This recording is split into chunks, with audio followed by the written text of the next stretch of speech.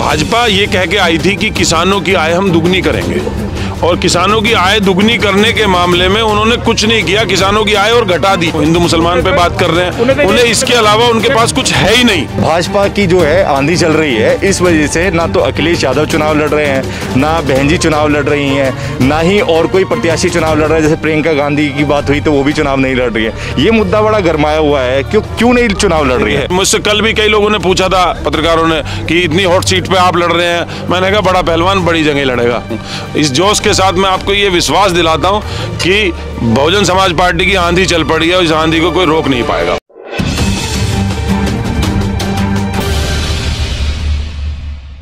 Subscribe button दबाएं, लाल वाली घंटी दबाएं और फिर वीडियो को देखना शुरू करें। नमस्कार, इस वक्त हमारे साथ में मौजूद हैं सरधना विधायक प्रत्याशी संजीव धामा जी। धामा जी नमस्कार। नमस्कार। तो एक बार फिर आपका स्वागत है द रोस्टेड जर्नलिस्ट पे। मैं आपसे सबसे पहले जानना चाहता हूं कि नामांकन से पहले और नामांकन के बाद का माहौल क्या देख रहे हैं आप मेरे जोश से समझ लीजिए, उस समय इतना जोश नहीं था जितना जोश मैं अब जनता के बीच में आके महसूस कर रहा हूँ। इस जोश के साथ मैं आपको ये विश्वास दिलाता हूँ कि बहुजन समाज पार्टी की आंधी चल पड़ी है और इस आंधी को कोई रोक नहीं पाएगा। बारिश भी साथ में आ रही है। बारिश इस बात की गवाही है। अच्छा, अभी आप जनता के बीच में जाएंगे तो मैं ये जानना चाहता हूँ कि आपने अभी तक क्या दौरा किया और आपको क्या लगा, क्या मुद्दे हैं जनता के? देखिए, जनता के बीच में तो सीधा सीधा महंगाई का मुद्दा है, किसानों के लिए भी हो या गरीब लोगों के लिए हो, रोजगार का मुद्दा है। ये मुद्दे सब लोग इस समय परेशान हैं, त्रस्त हैं। लोग 2007 से 12 की बहन जी की सरकार को याद कर रहे हैं। ज्यादा मेहनत करने की जरूरत नहीं है। कोई कुछ भी दिखा रहा है टीवी में, सबको पता है वो फेक है। एक तरफा आंधी चल रही है। सरधना विधानसभा में हॉट सीट बताई गई कि मुझसे कल भी कई लोगों ने पूछा था, पत्रकारों ने, कि इतनी हॉट सीट पे आप लड़ रहे हैं। मैंने कहा बड़ा पहलवान बड़ी जगह लड़ेगा। अच्छा। मैं आपसे जानना चाहता हूं कि आपने बताया रोजगार का मुद्दा है, लेकिन जब पश्चिम में हम आते हैं तो गन्ना किसानों की बात हमेशा होनी चाहिए, मेरा ये मानना है। और गन्ना किसानों का भुगतान को लेकर भी काफ़ी मुद्दा उठ रहा है इस समय। तो उस पर मैं चाहता हूँ कि आपकी क्या नीतियाँ हैं और कैसे आप गन्ना किसानों को न्याय दिलाएंगे? देखिए, अगर आप लोग थोड़ा सा फ्लैशबैक में चले जाएं तो भाजपा ये कह के आई थी कि किसानों की आय हम दुगनी करेंगे, और किसानों की आय दुगनी करने के मामले में उन्होंने कुछ नहीं किया, किसानों की आय और घटा दी है। पूरे 5 साल में उन्होंने 25 रुपए बढ़ाए। मान्य बहन जी की आपसे 10 साल पहले सरकार थी और 5 साल में 125 रुपए बढ़े। उसके साथ साथ मैं कहूंगा उसे कहते हैं आय दुगनी करना। 85 रुपए गन्ना का रेट था और 210 पे सरकार खत्म हुई थी। 5 साल में दुगने से तिगने पे पहुंचा दिया था। और आज की सरकार सिर्फ जुमलेबाजी की सरकार है। मैं ये विश्वास दिलाता हूं कि इस बार भी अगर बहुजन समाज पार्टी की सरकार आई तो सब लोगों को रोजगार का क्षेत्र हो चाहे गन्ना किसानों का क्षेत्र हो, ऐसी उनकी सोच से ज्यादा ही मिलेगा। मैं ये आपसे मैं जनता से भी ये वादा कर रहा हूं और आप लोगों को भी विश्वास दिलाता हूं, और इसी आधार पे हम लोग वोट भी मांग रहे हैं, और ये आंधी इसी आधार पे चल भी रही है। एक मुद्दा बड़ा गरमाया हुआ है इस वक्त। मुख्यमंत्री योगी आदित्यनाथ ने कहा कि 80 और 20 इसकी लड़ाई है। इसको किस तरीके से आपकी पार्टी जो है समझती है और किस तरीके से चुनौती? सिर्फ एक ऐसी पार्टी हमारी पार्टी है बीएसपी, जिसने कभी सांप्रदायिकता की बात नहीं करी। 80-20 कह के उन्होंने खुद ये दर्शा दिया कि वो किस बात पे बात कर रहे हैं। वो हिंदू मुसलमान पे बात कर रहे हैं। उन्हें इसके अलावा उनके पास कुछ है ही नहीं। 15-85 है। उन्हें इसके अलावा उन्हें कुछ पता ही नहीं कि हिंदू मुसलमान पे चुनाव को लिया। अब वो जनता बार बार काट की हांडी दोबारा नहीं चढ़ा करती। कभी मान्य बहन जी का कोई एक बयान सुना है सांप्रदायिकता का? आजकल अखिलेश जी को भी सपने में कृष्ण जी आ रहे हैं। गन्ना किसानों की बात ना करके जिन्ना की बात कर रहे हैं। गंगा जी नहाने जा रहे हैं, वो भी सांप्रदायिक अगर देखा जाए तो वो भी तो सांप्रदायिकता है। आप धर्म की बात राजनीति में कर ही क्यों रहे हैं? धर्म को अलग रखे ना। मान्य बहन जी ने कभी आज तक कभी धर्म की कोई बात करी हो तो हम गुनहगार हैं। एक मुद्दा और भी उठ रहा है। वो कह रहे हैं कि बहन जी को पता लग गया है कि इस बार जो है भाजपा की जो है आंधी चल रही है। इस वजह से ना तो अखिलेश यादव चुनाव लड़ रहे हैं, ना बहन जी चुनाव लड़ रही हैं, ना ही और कोई प्रत्याशी चुनाव लड़ रहा है। जैसे प्रियंका गांधी की बात हुई तो वो भी चुनाव नहीं लड़ रही है। ये मुद्दा बड़ा गरमाया हुआ है, क्यों नहीं चुनाव लड़ रही है? मान्य बहन जी तो पहले से ही चुनाव नहीं लड़ रही थी। मान्य बहन जी तो पिछले कितने चुनाव से चुनाव लड़ती नहीं है, वो चुनाव लड़ाती हैं। और जाहिर सी बात है, आप उनके आशीर्वाद की ताकत नहीं समझ सकते।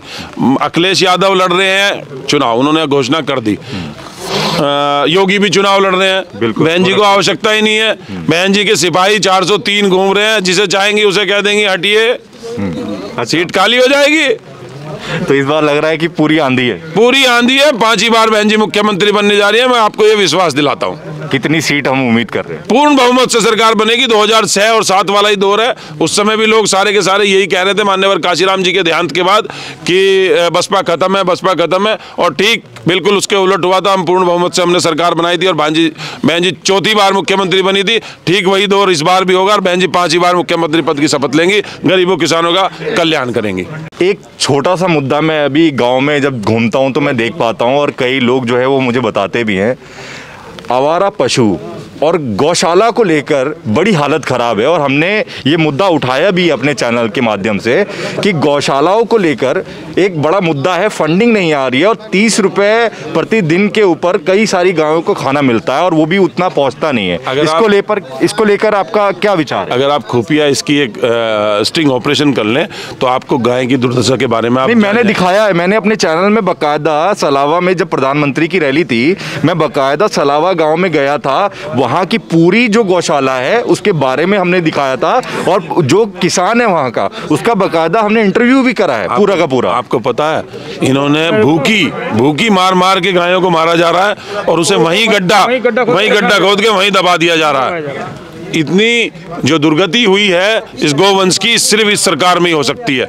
इसके अलावा सिर्फ और सिर्फ ये फर्जी बातें करते हैं। और आपको पता है ये जो दुर्दशा हुई, उसके अलावा आज की तारीख में किसान की भी दुर्दशा। हर खेत में खड़े हैं, हर खेत में सांड खड़े हैं और लोगों के बीच में, आज गाँव के बीच में आप जाके पूछ लो वो क्या कहते हैं, सांडों की सरकार कहा जा रहा है।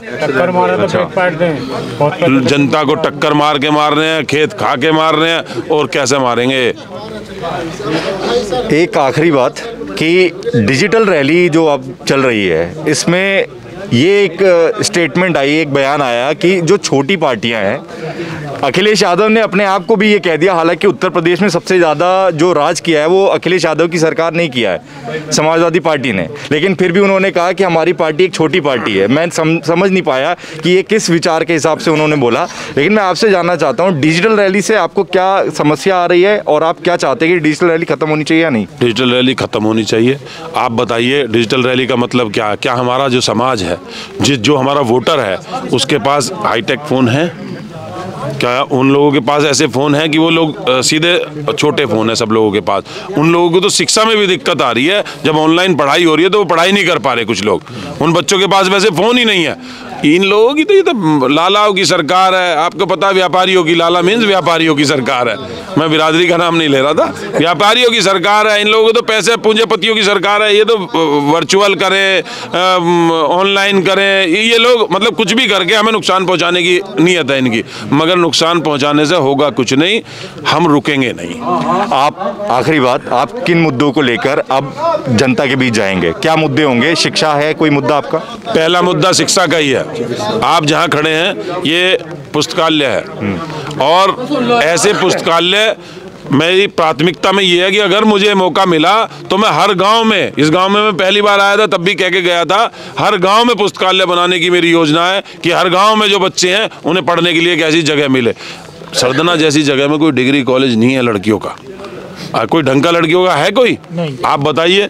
शहर में आना पड़ता है। जो हमारे बड़े शहर हैं, लावड़ हुआ कस्बा या फलावदा हुआ, कहीं भी ऐसी स्थिति नहीं है। सब लोगों को मेरठ आना पड़ रहा है। शिक्षा की व्यवस्था हमारे यहाँ दयनीय है। 10 साल से एक विधायक हैं, उससे पहले 5 साल किसी की सरकार रही थी, 5 साल इनकी सरकार रही, किसी ने आज तक इस बारे में सोचा नहीं।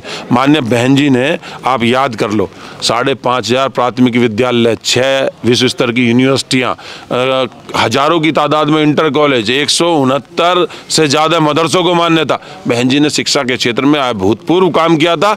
इस बार भी करेंगे। इसी सोच के साथ हम लोगों के बीच में भी जा रहे हैं। सीट बता दीजिए कि कितनी सीट आ रही है, ये जानना जरूर चाहते हैं लोग। पूर्ण बहुमत की सरकार आएगी, 200 से ज़्यादा हमारी सीटें होंगी, ये हमारा वादा आपसे।